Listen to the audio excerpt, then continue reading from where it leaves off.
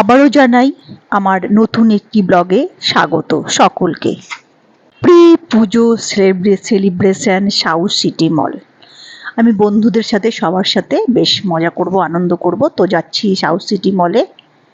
প্রথমে বাগুইআটি থেকে অটো করে যাব হচ্ছে সোহাবাজার, তারপরে সেখান থেকে মেট্রো করে রবীন্দ্র সরোবর থেকে অটো করে সাউথ সিটি মল।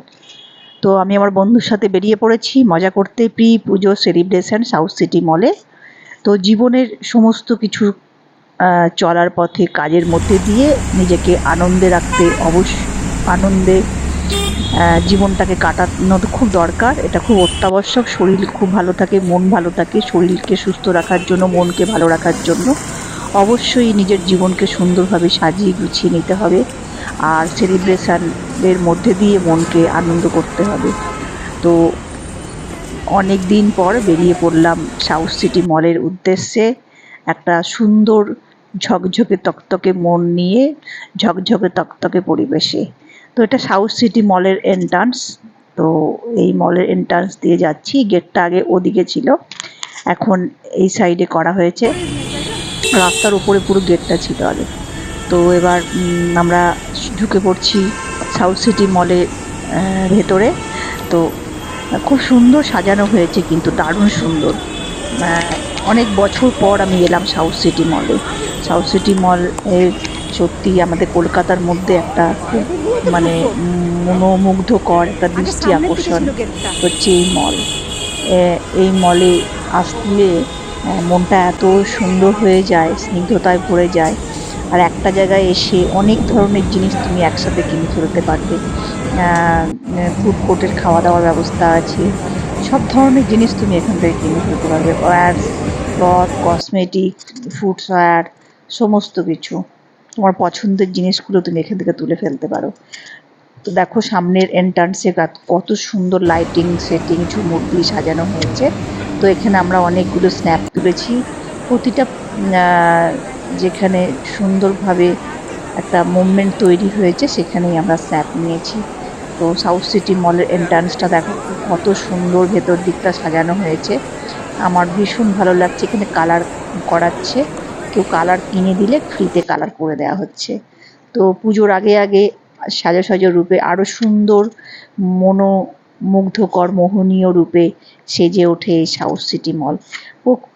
প্রত্যেকের কলকাতার মানুষের প্রাণকেন্দ্র, আড্ডা মারার জায়গা, মার্কেটিংয়ের জায়গা, একটা সুন্দর এই মল। এই মলে এলে মনে হয় যে এখান থেকে আর বেরোবো না, এখানেই থেকে যাই। তো আমার তো তাই মনে হয়েছে যে আমার এখানেই ভালো লাগছে। এখানে মার্কেটিং করে খাওয়া দাওয়া করে খুব ভালো লাগে। আর এত ঠাকুরের, আর দুর্গাপুজো উৎসব এলে ঠাকুরের একটা দুর্গা ঠাকুরের সুন্দর একটা মূর্তি স্থাপন করা হয়। আর কত সুন্দর তোমার হ্যালোজেন লাইট দিয়ে একটা লাইটিং মুডে কত সুন্দরভাবে মা দুর্গাকে প্রতিস্থাপন করা হয়েছে এখানে। তো পুজো এলেই এই একটা সুন্দর চিরাচরিত রূপ দেখা যায়।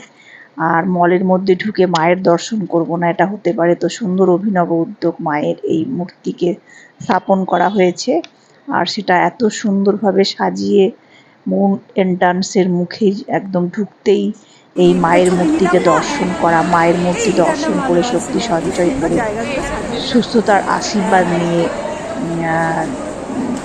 মার্কেটিং করতে চলে যাব। দেখো তো ফুড কোর্ট আছে কত সুন্দর, আর এত সুন্দর সাজানো হয়েছে। সত্যি বারবার একটা কথাই বলছি যে সত্যি খুব সুন্দর সাজানো হয়েছে, কিন্তু আমার ভীষণ ভীষণ ভালো লাগছে। তো আমি নিজেকে আর ধরে রাখতে পারলাম না, প্রতিটা দৃশ্যের একটা সুন্দর ভিডিও রেকর্ডিং তোমার লিপিবদ্ধ করতেই ইচ্ছে করে। আর মানে সব সময় ক্যামেরা অন করেই থাকতে ভালো লাগে। তো আমরা সব বন্ধুরা মিলে এসেছি পুজো সেলিব্রেশনে। এ তো সেলফি তুলতে ব্যস্ত, ওদিকেও ছবি তুলতে ব্যস্ত। সত্যি আমরা ক্যামেরাগুলো নিয়ে গেছি, তো ক্যামেরাও সার্থক হয়েছে, আমরাও সার্থক হয়েছি যে সবাই মিলে শুধু বিভিন্ন ধরনের স্ন্যাপ নিচ্ছি। প্রতিটা সৌন্দর্যের দৃশ্যের খুঁটিনাটিকে নিজের ক্যামেরা বন্দি করছি, যাতে সেটা পরে আমার কাছে আরও সুন্দরভাবে অবসর টাইমে খুব ভালোভাবে সেটাকে নিরীক্ষণ করতে পারি, দেখতে পারি, ভালো লাগবে, খুব সুন্দর লাগবে। এই স্মৃতিগুলো তো থেকে যায় জীবনের পাতায়, মনের পাতায়। যেখানে আমরা যাই সেখানে কিছু কিছু দৃশ্য আমরা আমাদের নিজের ব্লকের মধ্যে দিয়ে তুলে ধরি। আর এত কালারফুল, সত্যি ভীষণ ভীষণ কালারফুল মলটা। আমাদের মনটাও তো কালারফুল, আর পুজো এসছে, স্বাভাবিক মনটাকে তো কালারফুল রাখতেই হবে।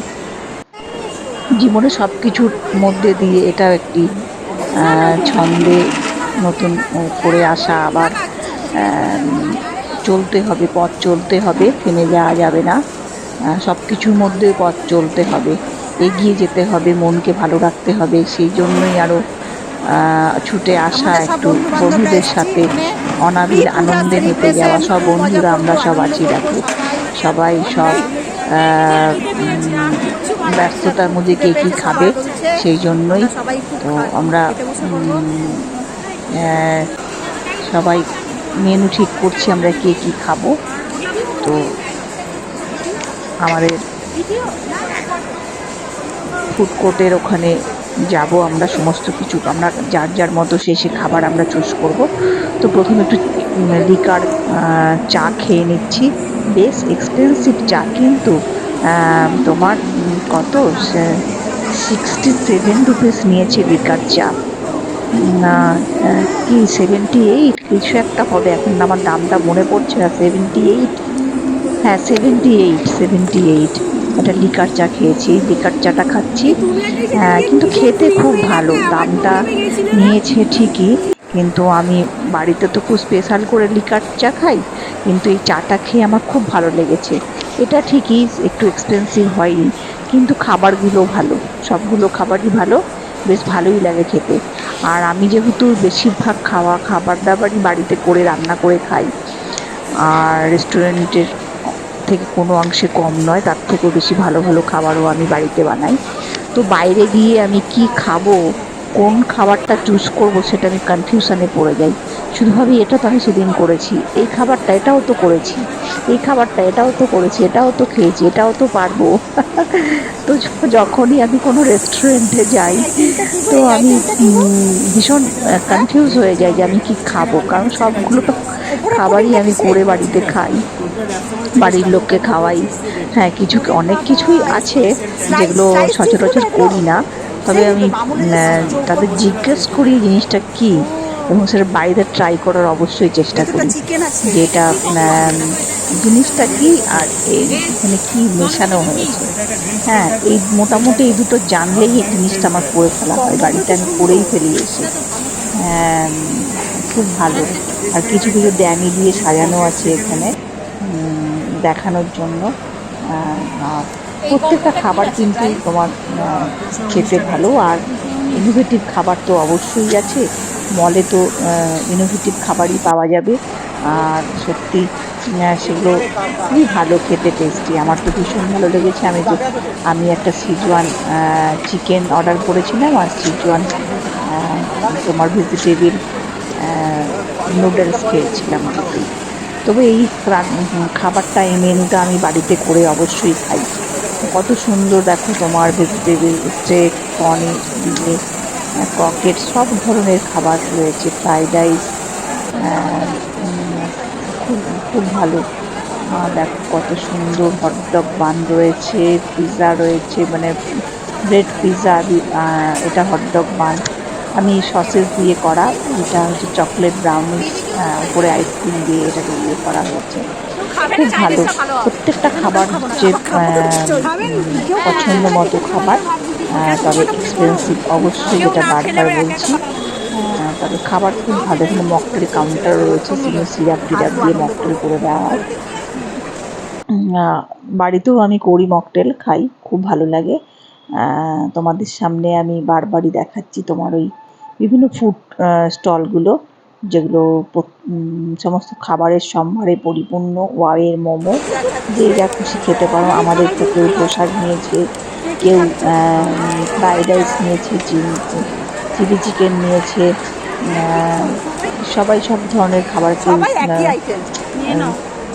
Szechuan fried rice, chilli chicken, আমি যেমন নিয়েছি তোমার চিলি চিকেন আর সিজওয়ান নুডলস, কেউ কম্বো নিয়েছে, সবাই মিলিয়ে মিশিয়ে খাওয়া হয়েছে। কেউ পিৎজা নিয়েছে, কেউ আবার ছোলা ভাটুরে নিয়েছে। তবে একটা জিনিস দেখলাম, সিটি এই তোমার সাউথ সিটি মলের ভাটুরেগুলো অত্যাধিক তোমার বেশ বড় ধরনের, অনেকটাই বড়, খুব ভালো। আমার ভীষণ ভালো লেগেছে ভাটুরেগুলো এত বড়।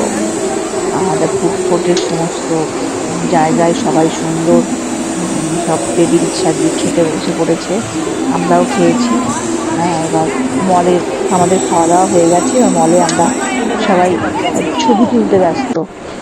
শেষ পর্বের ছবি তোলা, ছবি তো তুলতেই হবে, এত সুন্দর জায়গায় এসছি, ছবি না তুলে পারা যায়। তো ছবি তুলছি, খুব প্রচুর ক্যামেরাতে মানে আর তোমার স্পেস নেই, হ্যাং করে যাচ্ছে ক্যামেরা। তো শেষ মুহূর্তের আর একটু ক্যামেরাটা প্যান করে ঘুরিয়ে নিই সাউথ সিটি মলের সমস্ত দৃষ্টিনন্দন রূপগুলোকে আমার ক্যামেরায় ক্যাপচার করতে ভীষণ উৎসুক।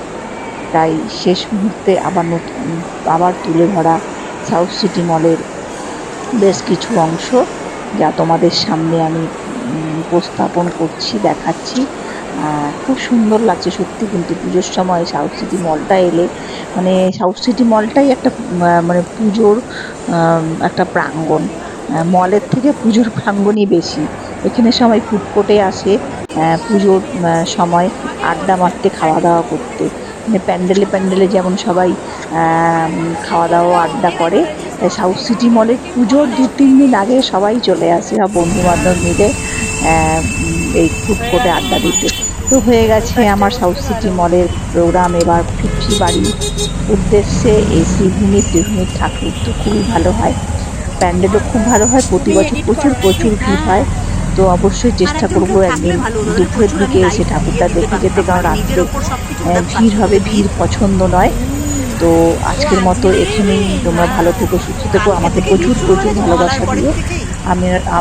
আমি যেন আরও উত্তরোত্তর আমার শ্রীবৃদ্ধি হয় ব্লগের, তোমরা আমার পাশে থেকো, আমাকে প্রচুর প্রচুর ভালোবাসা দিও।